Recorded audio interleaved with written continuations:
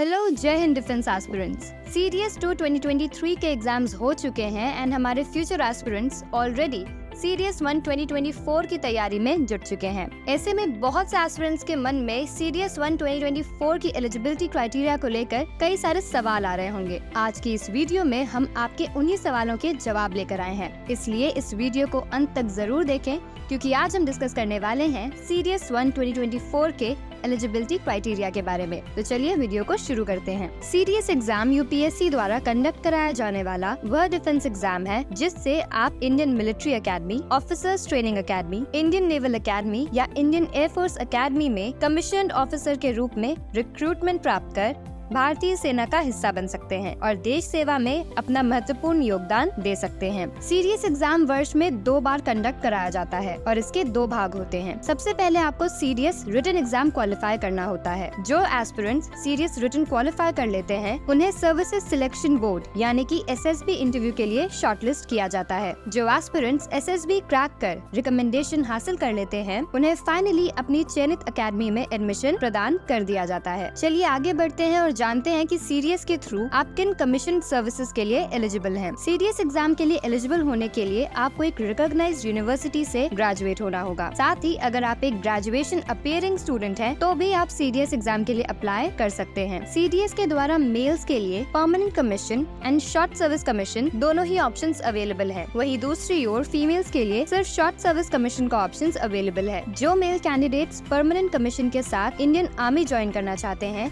वो Indian military academy में admission लेते हैं। जो कैंडिडेट्स शॉर्ट सर्विस कमीशन के साथ इंडियन आर्मी में भर्ती होना चाहते हैं वो ओटीए चेन्नई में एडमिशन लेते हैं। जो एस्पिरेंट्स इंडियन नेवल सर्विस या इंडियन कोस्ट गार्ड के लिए जाना चाहते हैं वो इंडियन नेवल एकेडमी यानी कि आईएनए में एडमिशन लेते हैं। जो कैंडिडेट्स इंडियन एयरफोर्स में जाना चाहते हैं वो सीडीएस के थ्रू एएफए में एडमिशन लेते हैं। हम आशा करते हैं कि यहाँ तक की बेसिक जानकारी आपको समझ में आ गई होगी। सीडीएस की एलिजिबिलिटी क्राइटेरिया में 4 फैक्टर्स आते हैं: nationality, educational qualification, age limit और फिजिकल स्टैंडर्ड्स। आज हम एक एक करके इन सभी पर चर्चा करेंगे। सबसे पहले बात करते हैं नेशनैलिटी के बारे में। सीडीएस एग्जाम के लिए एलिजिबल होने के लिए आपका भारतीय नागरिक होना बेहद जरूरी है। इसके अलावा सब्जेक्ट ऑफ नेपाल और Bhutan and refugee of Tibet भी सीडीएस एग्जाम के लिए एलिजिबल हैं। अब बात करते हैं एज लिमिट के बारे में। कमीशन द्वारा सभी पोजीशंस के लिए pre determined age limit criterion निर्धारित किया गया है जो कि कुछ इस प्रकार है। अगर आप इंडियन मिलिट्री एकेडमी या इंडियन नेवल एकेडमी में जाना चाहते हैं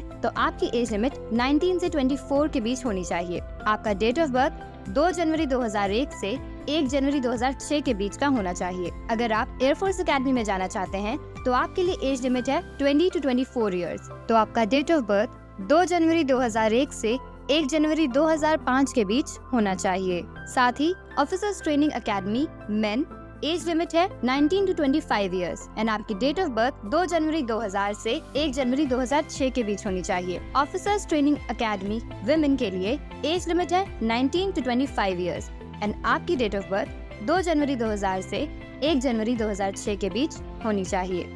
सो ओवरऑल सीडीएस 1 2024 एग्जामिनेशन के लिए आपकी एज लिमिट है 19 इयर्स to 25 इयर्स एंड आपकी डेट ऑफ बर्थ जनवरी 2 2000 से लेके जनवरी 1 2006 के बीच होनी चाहिए। आगे बढ़ते हैं और सीडीएस एग्जाम के लिए रिक्वायर्ड एजुकेशनल क्वालिफिकेशन के बारे में चर्चा करते हैं। अलग अलग अकेडमीज के लिए एजुकेशनल क्वालिफिकेशन डिफरेंट है।